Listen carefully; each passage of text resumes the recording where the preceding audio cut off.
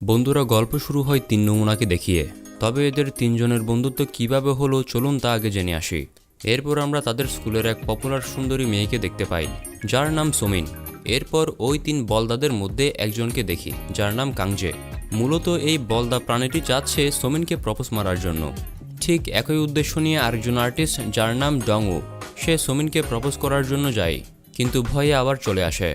এরপর আরেক প্রাণীকে দেখি যার নাম চিহো। এক কথায় বলতে চাই সে হচ্ছে প্লেবয়। সে ভয় না পেয়ে সোমিনকে দেখা করার জন্য কাগজে লিখে তা তাকে দিয়ে দেয়। এরপর সোমিনের সাথে দেখা করে, তবে সে তার সাথে ফাইজলামি আর বেয়াদবি করে চলে আসে। এই খবরটি পুরো স্কুলে ছড়িয়ে পড়ে। তা যখন ডংউ জানতে পারে সে চিহোকে কেলানি দিতে শুরু করে। আর বন্ধুরা সাবজেক্ট যেহেতু সোমিনকে নিয়ে, তাই এই ঝগড়া থামাতে টপকে পড়ে কাংজেও। তখন জ্ঞানী কাংজে বলে, তোমরা বড় হয়ে গিয়েছ, এখন একটা মেয়ের জন্য লড়াই করবে, কে সোমিনকে পটাবে, এই নিয়ে তখন রক পেপার সিজার খেলতে শুরু করে এই তিন বলদা প্রাণীরা। তবে তাদের চাল বারবার সেম হচ্ছিল, তবে শেষে চালাকি করে চিহো জিতে যায়। তবে এই ঘটনার পর থেকে এই তিনজনের মধ্যে অনেক ভালো বন্ধুত্ব হয়ে যায়। এর মাঝে এই প্লেবয় চিহো কিন্তু সোমিনের সাথে চিট করছিল, এই জেনে সোমিন তাকে কেলানি দেয়। তো বন্ধুরা দেখতে দেখতে তারা স্কুল থেকে গ্র্যাজুয়েট হয়ে যায়। আর বন্ধুরা বয়স এখন 20 হতে যাচ্ছে। এখন আমাদের যে কোনো একটি রাস্তা চুজ করতে হবে, বাস্তবতার আর না হয় স্বপ্নের। ডংও বাস্তবতাকে চুজ করে আর কাং যে স্বপ্নের রাস্তা। তবে চিহো কিন্তু কোনো রাস্তায় চুজ করতে চাচ্ছিল না, মানে সে জানেই না কি করতে হবে এবং সে শুধু জীবনে এখন মজাই করতে চায়। রাতে তারা এই সেম ডিসকাশন নিয়ে কথা বলছিল। আমরা এখন আমাদের বয়সের সেরা সময়টাতে আছি, তাই আমাদের সেরা ডিসিশনটাই নিতে হবে। তবে তখন সেই সময় ড্রাঙ্ক অবস্থায় সোমিন সেখানে চলে আসে। বন্ধুরা আপনাদের বলে রাখি, তারা এখন বর্তমানে একটি রেস্টুরেন্টে বসে ড্রিঙ্ক করছে। আর এই রেস্টুরেন্টটি হচ্ছে সোমিনের ভাইয়ের, যার নাম সুজং।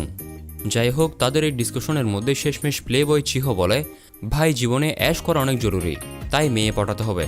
তার এই চক্করে এরা দুজনেও পড়ে যায়। এর পরের দৃশ্যে আমরা দেখি প্লেবয় চিহো তার বাসায় এক মেয়েকে নিয়ে এসেছে। তার দুই বন্ধুকে এইসব কিছু শেখানোর জন্য তাদেরকে তার বাসার আলমারিতে লুকিয়ে সেগুলো দেখতে বলে। চিহোর বাবা মা ধনী ছিল এবং তারা কাজের উদ্দেশ্যে সবসময় বাইরে থাকতো আর এই বাসায় একলা থাকতো আর এইসব করত। শেষমেশ সে এই মেয়ের উপর চান্স মেরে দেয়। এই দুই ছাগলরাও আলমারি থেকে লুকিয়ে এসব কিছু দেখছিল। তবে হঠাৎ একসময় তারা ভুলে আলমারি থেকে বেরিয়ে পড়ে। এইসব কিছু মেয়েটি যখন বুঝতে পারে, সে চিহোকে ধরে সেই কেলানি দিতে থাকে। ডংও বলে, ভাই চল আমরা এখান থেকে কেটে পড়ি। পরে আমরা কাংজিকে দেখতে পাই। সে তার মা ও বোনের সাথে থাকতো। তার বোনের নাম ছিল সুহি। সে তাকে অনেক জ্বালাতো। এখানে আমরা জানতে পারি সে তার বন্ধুদের সামনে জ্ঞানী বলদ সাজলেও সেও গার্লফ্রেন্ড পাওয়ার জন্য মরিয়া। তবে আসলে মেয়েদের সামনে সে গেলে তার হাওয়া টাইট হয়ে যায়। এর পরদিন সে নতুন কলেজে যায়। সে অনেক স্বপ্ন নিয়ে সেখানে যায় যে হয়তো আজ কোনো মেয়ের সাথে তার দেখা হয়ে যাবে এবং চারিপাশের মেয়েদের দেখে তার মনে ফুল ফুটতে থাকে। আর বন্ধু উপরওয়ালা তার ইচ্ছা শুনেও নেয় এবং তার সাথে একটি মেয়ের ধাক্কা লাগে। তবে মেয়েটিকে দেখে তার স্বপ্ন উড়ে যায়।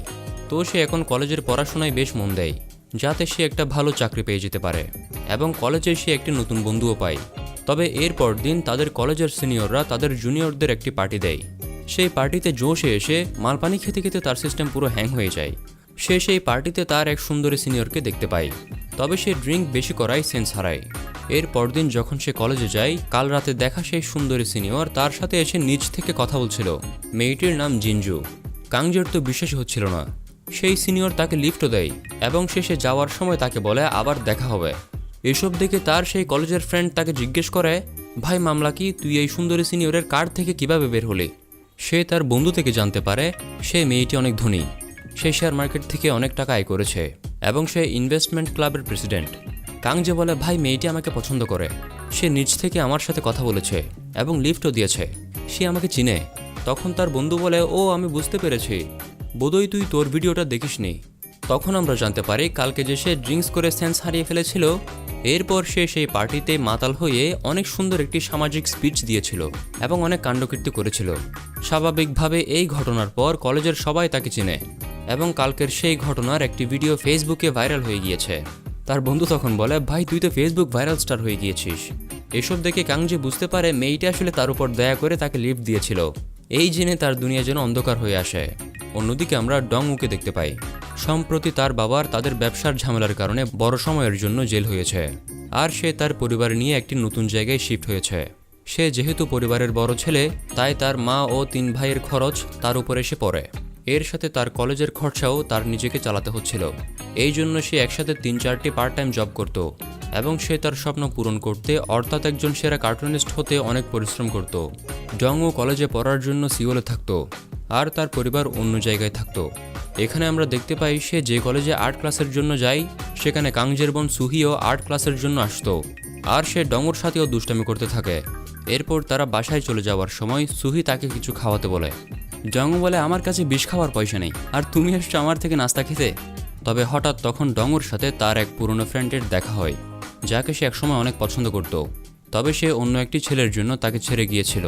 মেয়েটি আবারও ডংর সাথে রিলেশন আসতে চাচ্ছিল এবং তাকে ডেটে যেতে বলে। তবে ডংও কাজের বায়না দিয়ে তাকে না করে দেয়। এরপর যখন সে খাবার কিনতে যায় সে তার কার্ডে দেখে কোনো টাকাই নেই।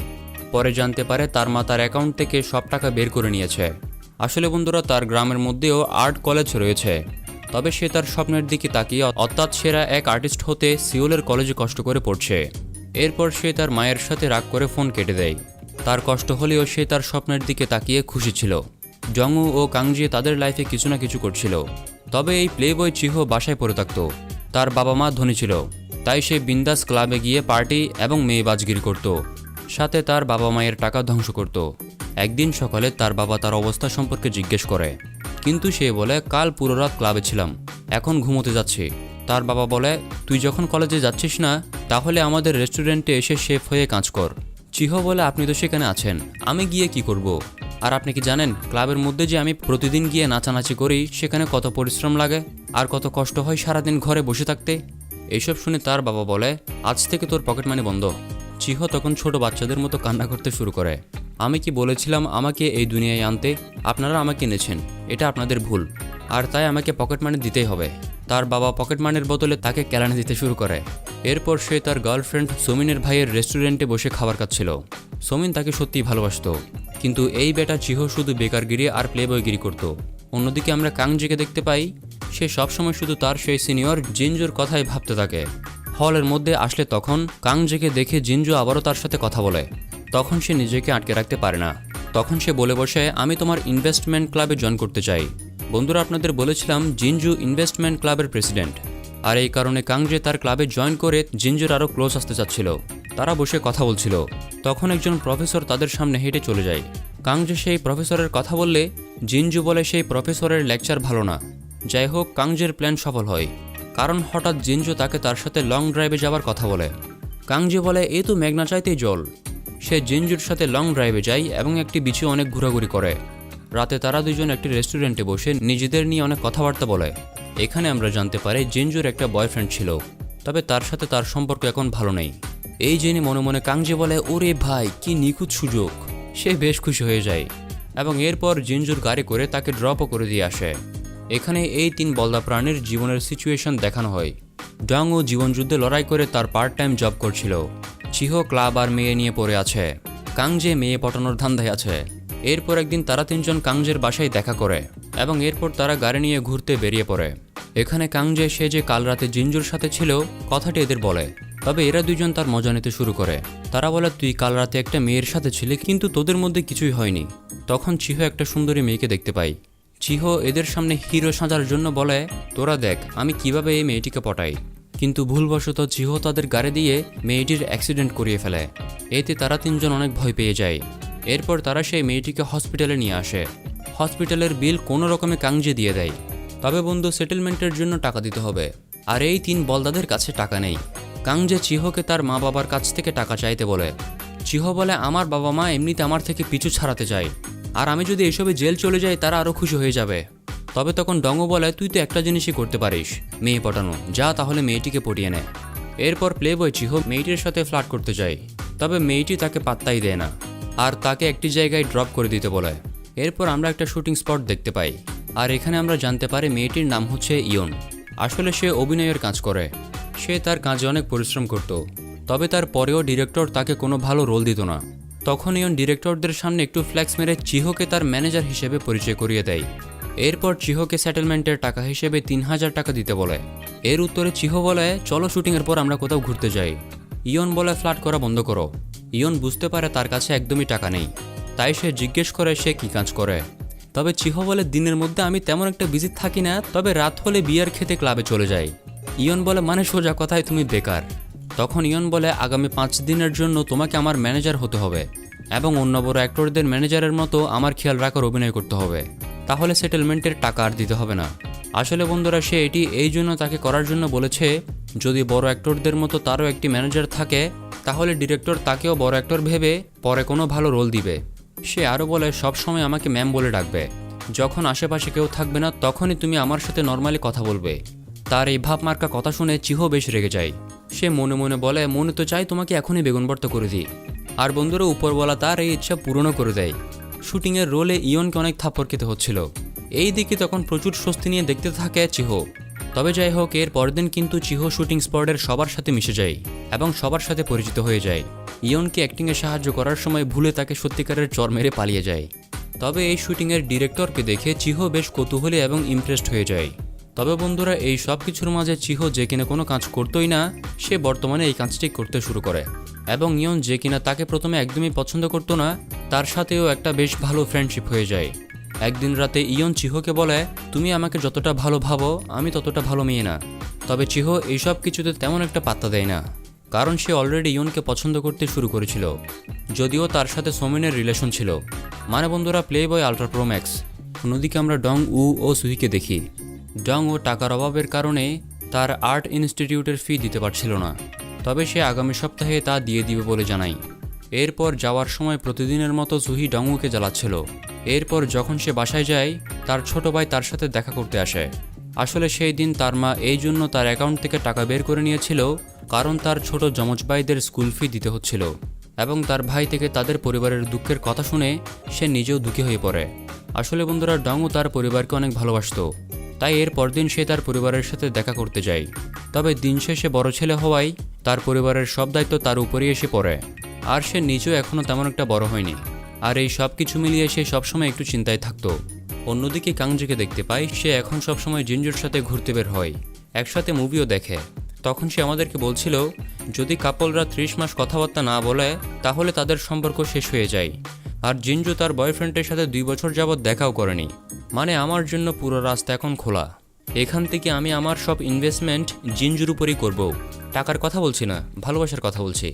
আর একদিন আমরা দেখি সে জিনজুকে প্রপোজ করে দিয়েছিল, কিন্তু আসলে সে স্বপ্ন দেখছিল, বাস্তবে তার জন্য এটি বলা কঠিন ছিল। অন্যদিকে আমরা চিহোকে দেখতে পাই, সে অনেক কৌতূহল নিয়ে ডাইরেক্টরকে জিজ্ঞেস করে স্যার আপনি ডাইরেক্টর কিভাবে হলেন? ডাইরেক্টর বলে আরে তেমন কিছু না, অ্যাক্টররা অ্যাক্টিং করে আর আমি সেটা শুটিং করি, মানে শুধু লাইভ ক্যামেরা অ্যাকশন বলতে হয়, ব্যাস এতটুকুই। তবে তোমার তো হাইট বডি ফেস সব কিছুই চমৎকার, তুমি মডেল হয়ে যাও। সেই ডাইরেক্টর জ্ঞান দিয়ে চলে যায়, কিন্তু আমরা জানতে পারি সেই শালার ডিরেক্টর আসলে অল টাইম পানি খাওয়া পাবলিক। সে মেইন ডিরেক্টর হলেও সেটের সব কাজ কারবার কিন্তু অ্যাসিস্ট্যান্ট ডিরেক্টরই করছিল, সে শুধু মাঝে মাঝে একটু চেক করে আসতো। তবে ডিরেক্টরের হাব ভাব দেখে চিহো বলে বাহ কি দারুণ, একেই বলে জীবন। তবে তার নজর তো সবসময় ইয়নের উপরই থাকতো। তবে সে হঠাৎ ইয়নের মোবাইলে একটি মেসেজ দেখতে পায়, যেখানে আজ রাতে একটি ধনী বুড়ো লোক তাকে ডেটে যাওয়ার জন্য জিজ্ঞেস করেছে। রাতে সে সেই লোকটির সাথে ডেটে যাওয়ার জন্য যাচ্ছিল, মূলত যাতে সে মডেলিংয়ের কোনো সুযোগ পেয়ে যায়। তখন চিহো তাকে থামিয়ে বলে তোমার এসব কিছু করার দরকার নেই, তুমি এমনিতেই ভালো চান্স পেয়ে যাবে। এতে ইয়ন অনেক ইমোশনাল হয়ে যায় এবং সে চিহোকে শেষমেশ পছন্দ করতে শুরু করে। এরপর দিন এই বিষয়টি সে তার 2 বন্ধুকে বলে। তারা বলে ভাই তুই ভালো করছিস না, তুই তো অলরেডি সোমিনের সাথে সম্পর্কে আছিস এবং সোমিন তোকে অনেক ভালোবাসে। তবে সে এইসব কিছুতে তেমন একটা পাত্তা দেয় না, কারণ সে ইয়নকে নিয়ে সিরিয়াস হয়ে গিয়েছিল। এরপর তারা সোমিনের ভাইয়ের রেস্টুরেন্টে যাচ্ছিল, কিন্তু তখন সেখান থেকে বের হওয়া কিছু গুন্ডা তাদেরকে ধাক্কা দিয়ে চলে যায়। যাই হোক এরপর দিন চিহো ইয়নের বাসায় যায়। ইয়ন চিহোর কাল রাতের কেয়ার দেখে ইমপ্রেস হয়ে যায়, তারা দুজনে অনেক ভালো সময় কাটায়। এদিকে ডংউ ও সুহির অনেক ভালো ফ্রেন্ডশিপ হয়ে যায়। তবে সত্যি বলতে সুহি কিন্তু ডংউকে অনেক পছন্দ করত। অন্যদিকে কাংজে জিনজুর সাথে সময় কাটাচ্ছিল এবং তারাও আস্তে আস্তে ক্লোজ আসছিল। এরপর একদিন তারা সবাই ডংউর জন্মদিনও পালন করে, তাদের সময় এখন বেশ মজাই যাচ্ছে। এরপর আমরা চিহোকে দেখতে পাই, সে ইয়নকে তার অভিনয় প্র্যাকটিস করতে সাহায্য করছিল। তবে হঠাৎ ইয়নকে ডেটের জন্য জিজ্ঞেস করা সেই বুড়ো লোকটি মেসেজ করে। এটি দেখে তখন চিহো লোকটিকে গালি দেয়। এই শুনে তখন ইয়ন বলে তুমি কোন অধিকারে এইসব করছো, তোমার আমার সম্পর্ক কি, তোমার তো একটি গার্লফ্রেন্ড আছে। তো বন্ধুরা যেহেতু চিহো ইয়নকে নিয়ে সিরিয়াস হয়ে গিয়েছিল, তাই সে এর পরদিন সোমিনকে তার বাসায় ডাকে এবং সে আজ তার সাথে ব্রেকআপ করে ফেলে। তবে সোমিন তাকে সত্যিই ভালোবাসতো। এতে সে অনেক কষ্ট পায়, কারণ এত বছর তারা একসাথে ছিল। অন্যদিকে আমরা কাংজিকে দেখতে পাই। বন্ধু, মনে আছে একবার এক প্রফেসরকে নিয়ে তারা কথা বলেছিল, যেখানে জিনজু বলেছিল সেই প্রফেসরের লেকচার ভালো না। তারা এখন সেই প্রফেসরটার লেকচার অ্যাটেন্ড করতে যায়। তবে ক্লাসের মাঝে প্রফেসরের ওয়াইফ ক্লাসে ঢুকে পড়ে এবং সেই মহিলা এসে জিনজুকে এক চাপট লাগায়, সাথে বলতে থাকে, তুমি আমার স্বামীকে আমার থেকে কেড়ে নিচ্ছ। আর এখানে আমরা বুঝতে পারি যে জিনজুর সেই বয়ফ্রেন্ড আসলে এই প্রফেসর। কিন্তু ভাই, আমাদের কাংজের এসব কিছু দেখে তার সিস্টেম পুরো উড়ে গিয়েছে। সেই প্রফেসর তখন তার হাত ধরে তাকে নিয়ে বের হয়ে যায়। তখন অন্য স্টুডেন্টরা এদের দেখে বলে, ও ভাই, কি নিখুঁত সেটিং। আর বন্ধুরা, আমরা বুঝতে পারি জিনজু ও সেই প্রফেসরের সম্পর্ক এতদিন ভালো যাচ্ছিল না। তাই সে এসবের মাঝে সরল সিধে কাংজের সাথে সময় কাটাচ্ছিল, মানে তাকে টাইম পাস হিসেবে ব্যবহার করেছিল। বেচারা কাংজের মনের 24 টুকরো হয়ে যায়, তার চোখে মুখে পুরো কান্না চলে আসছিল। অন্যদিকে আজ হঠাৎ ডঙ্গুর মা অসুস্থ হয়ে পড়ে, তাই সে হসপিটালে দৌড় দেয়। ডঙ্গু অনেক টেনশনে পড়ে যায়। তবে তাদের দেখতে তার আঙ্কেল সেখানে আসে। তার বাবা জেলে যাওয়ার পর তার আঙ্কেলের সাথে তাদের সম্পর্ক তেমন একটা ভালো না, কারণ ডঙ্গুর পরিবার মনে করত তার বাবা জেলে যাওয়ার পেছনে তার আঙ্কেলের ওই হাত আছে। তার আঙ্কেল বলে, তোমার বাবাকে জেলে পাঠানোতে আমার কোনো হাত নেই, তোমার বাবাও আমাকে দোষী মনে করে না, তাই আমার কোম্পানিতে জয়েন করে নাও। আমার শুধু একটা মেয়ে আছে, আমার রিটায়ারমেন্টের পর সেই কোম্পানি তোমার করে দেব, আর কাজের পাশাপাশি তুমি তোমার ড্রয়িংয়ের কাজও করতে পারবে। এরকম হলে তোমার ভাইও বিদেশে গিয়ে পড়াশোনা করতে পারবে। তো বন্ধুরা, এতে আমরা বুঝতে পারি যে তার আঙ্কেল এতটাও খারাপ না। ডঙ্গু বলে, আমি ভেবে আপনাকে জানাবো। রাতে আমরা দুই মন ভাঙা পাবলিকদের দেখতে পাই। তখন তারা দুজন তাদের মন ভাঙার কথাগুলো বলছিল।